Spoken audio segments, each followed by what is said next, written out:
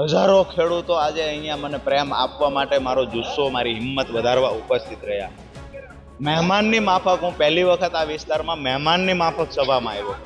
આજ દિવસ સુધી જેટલી સભાઓ થતી હતી એનું આયોજન અમે કરતા. આમ આદમી પાર્ટીના તમામ નેતાઓ, જેને રાજુ કરપડા નથી ગમતો ને એને કહીએ છીએ કે સૌથી વધારે આમ આદમી પાર્ટીમાં આવ્યા પછી એફઆઈઆર વહોરી હોય કોઈએ તો એ રાજુ કરપડા છે. રાજુ કરપડા પર કેટલી એફઆઈઆર થઈ છે ને એટલી એફઆઈઆર બીજા કોઈ નેતા પર નથી થઈ. સમાજવાદી પાર્ટીમાં જાય તો રાજુ કરપડા ભલે જાય, અમે એની ભેગા છીએ.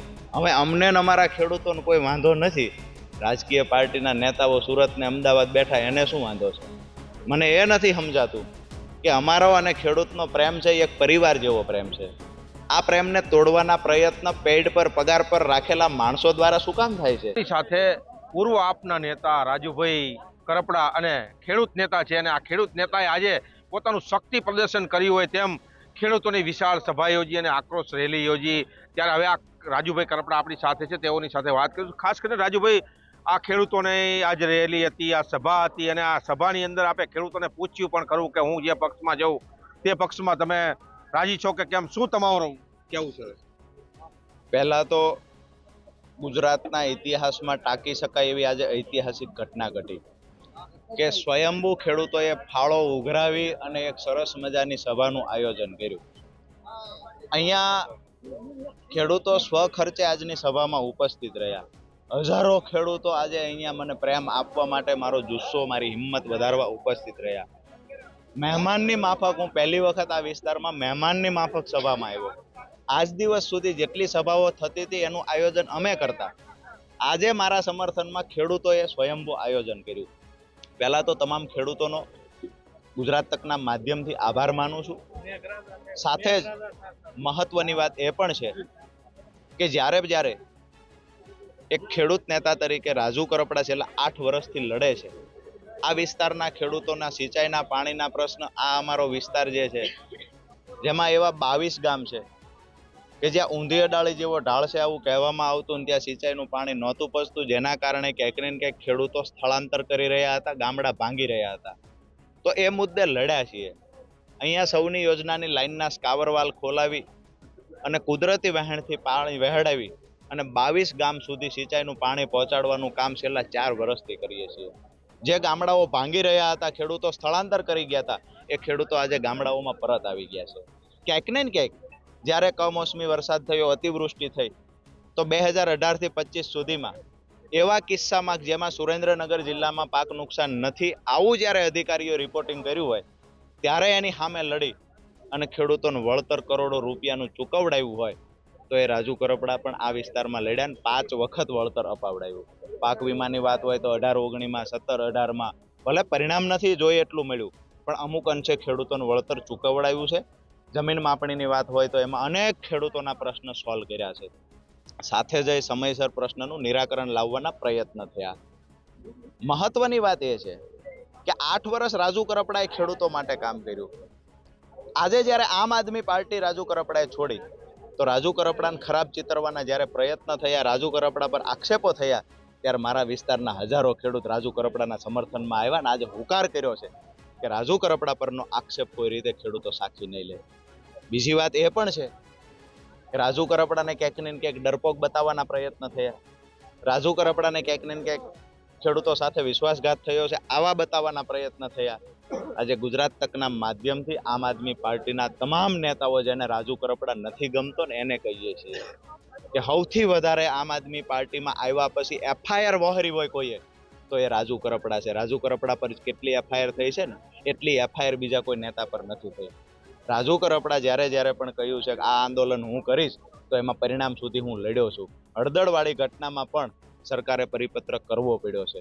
આવનાર દિવસોમાં પણ જે હજુ બોટાદ માર્કેટિંગ યાર્ડનો જણસ ત્યાંથી માર્કેટિંગ યાર્ડમાંથી બહાર નાખવા જવું પડે છે, એ મુદ્દે પણ જ્યારે 6 મહિનાની મારી મર્યાદા છે, બોટાદ જિલ્લામાં પ્રવેશ ન કરવો કોર્ટનો હુકમ છે, 6 મહિના પૂરા થયા પછી આ મુદ્દે હજુ હું લડીશ. જ્યાં સુધી ખેડૂતો જેલમાંથી અત્યારે જામીન પર છૂટ્યા, આવનાર સમયમાં ખેડૂતો નિર્દોષ ન થાય, જ્યાં સુધી કેસ પાછા ન ખેંચાય, ત્યાં સુધી રાજુ કરપડા એ લડાઈ પણ ચાલુ રાખશે. સીધી વાત એ છે કે અમને અને અમારા ખેડૂતોને કોઈ પણ પાર્ટીમાં જોડાઈએ તો અમને વાંધો નથી.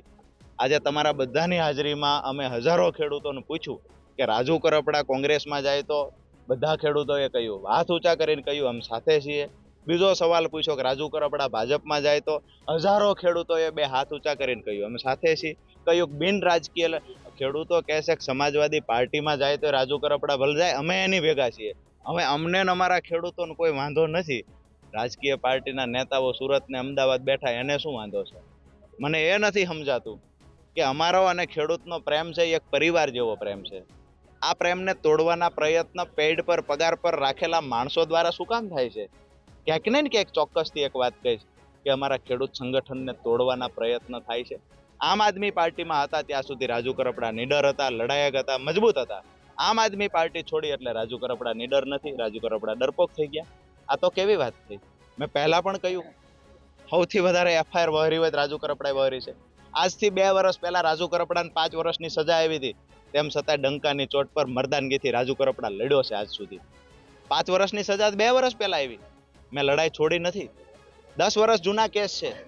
કેસ, એફઆઈઆર, સજા એને લઈને રાજુ કરપડા ના તો ભૂતકાળમાં ડર્યો હતો, ના તો આવનાર સમયમાં ડરશે. આજે મેં પાર્ટી છોડી છે, પણ ગુજરાત તકના માધ્યમથી તમામ ગુજરાતના સૌરાષ્ટ્રના ખેડૂતોને જે મારા પરિવાર સમાન છે, આ તમામ ખેડૂતને એક વાત કહીશ કે રાજુ કરપડાએ આમ આદમી પાર્ટી છોડી છે, ખેડૂતો માટેની લડાઈ નથી છોડી. આવનાર સમયમાં ખેડૂતોના મુદ્દે જ્યારે પણ જરૂર પડશે ત્યારે હું કોઈ પણ પ્લેટફોર્મ પર હશું, ખેડૂતો માટે લડતો રહીશ.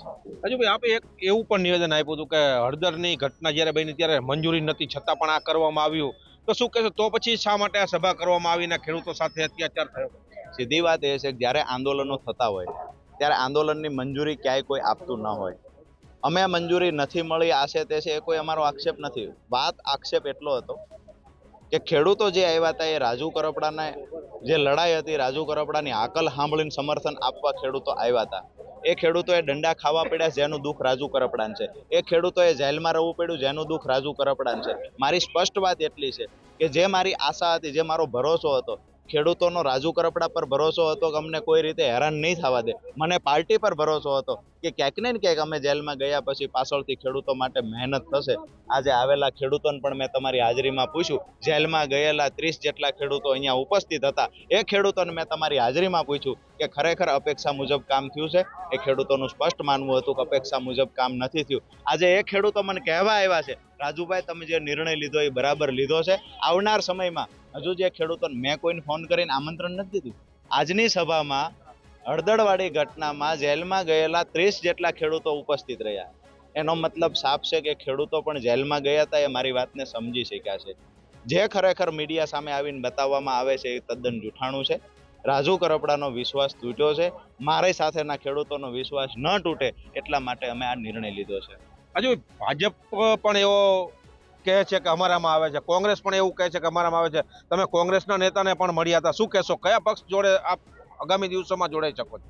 બંને પાર્ટીનો હું આભાર માનું છું કે મારા જેવા ખેડૂતના દીકરાને, સામાન્ય પરિવારમાંથી આવતા યુવાનને એટલું મહત્વ આપ્યું છે.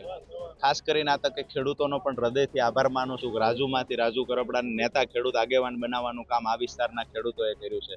2018થી આ વિસ્તારના ખેડૂતો રાજુ કરપડાને ખંભે બેસાડીને કાયમ માટે આગળ લઈ ગયા છે. અને આજે પણ જ્યારે મેં પાર્ટી છોડી છે તો હજારોની સંખ્યામાં આજે પણ મારી સાથે ઊભા છે. મહત્વની વાત એ છે, આવનાર સમયમાં હજુ 2-3 સભાઓ છે. એ સભાઓ પૂરી થયા પછી આવી જ રીતે ખેડૂતોને અમે પૂછતા રહીશું. પછી ખેડૂતો સાથેની મિટિંગો પણ કરીશું અને ખેડૂત જે નક્કી કરશે એ મુજબનો અમે નિર્ણય લેશું. હજી આગામી દિવસોમાં 2-3 મિટિંગો થશે, ત્યારબાદ આ રાજુ કરપડા છે તે પોતાનો મત જાહેર કરશે કે કઈ પાર્ટીમાં જવું અને ક્યાં કોને કયા પક્ષ સાથે જોડાવું. પરંતુ ખેડૂતોને પૂછશે ત્યારે હવે ખેડૂતો શું કહે છે અને રાજુ કરપડા કયા પક્ષમાં જોડાય છે તે આગામી દિવસોમાં ખબર પડશે. ગુજરાત તક, સાજિદ બેલીમ, સુરેન્દ્રનગર.